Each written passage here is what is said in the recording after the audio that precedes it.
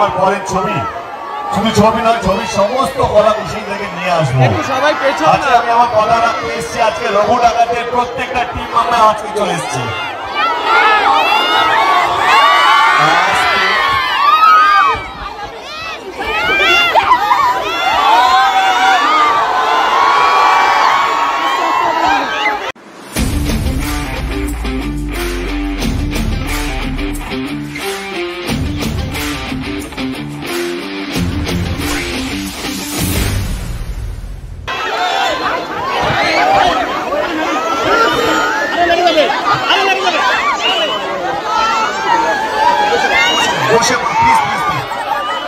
বলছে আপনার যদি এরকম করে দাঁড়াবে তাড়াতাড়ি চলে যেতে হবে, এটাই বললো যে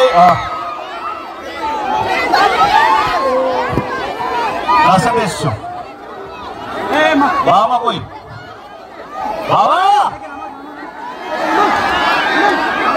আমি যাবে এই রাস্তা পৌঁছে দেওয়ার কাছে এই বিষয়ে যাচ্ছি।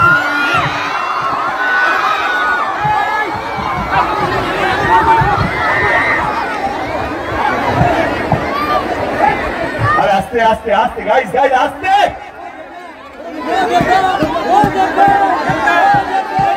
আজকে আমি আমার রঘু ডাকাত টিমের সাথে এসেছি। আমরা নর্মালি যেটা করে থাকি আর কি, কলকাতায় আমরা আমাদের ছবি প্রমোশন করি, আমরা ভুলেই যাই যে পুরো গ্রাম জুড়ে পুরো বাংলা জুড়ে আমাদের দর্শক আছে, তারা বাংলা ছবি দেখতে ভালোবাসে।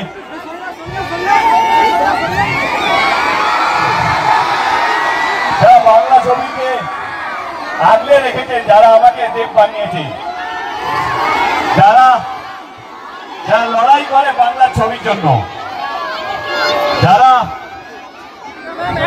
ঠাকুরের কাছে ঈশ্বরের কাছে প্রার্থনা করে যাতে তাদের হিরো যেন তাদের হিরো ছবি, সেই জন্যই আজকে বাধা থেকে শুরু হয়েছিল আমাদের যাত্রাটা। আজকে রঘু ডাকাতে আজকে আমরা সবাই মিলে এসেছি আপনাদের কাছে আমাদের গান লঞ্চ করতে। বাংলা ছবির ইতিহাসে এটা কোনোদিন হয়নি। যতবারই আমরা ট্রেলার টিজার গান রিলিজ করেছি সেটা হয়তো কলকাতায় কোনো একটা মলে বা কোনো একটা সোশ্যাল মিডিয়াতে, কিন্তু ডিস্ট্রিক্টে এসে এরকম ভাবে আপনাদের সঙ্গে উৎসবের আগে একটা উৎসব সেলিব্রেট করা, এটা প্রথমবার হতে চলেছে। আজকে গান রিলিজ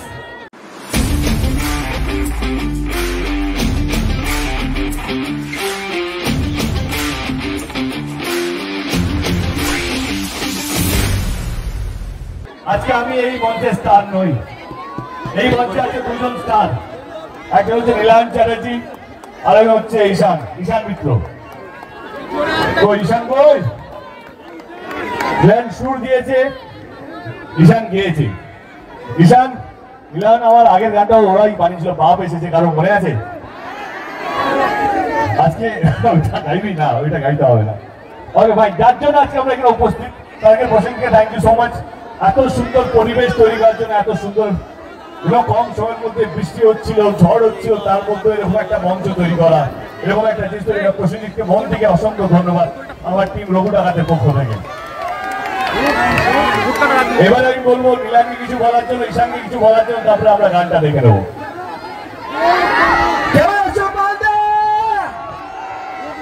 চলো আমরা বেশি কথা বলবো না, আমরা বলো জিজ্ঞেস করি ডাকাত দল নিয়ে যখন এসে গেছি, গান হবে নাকি?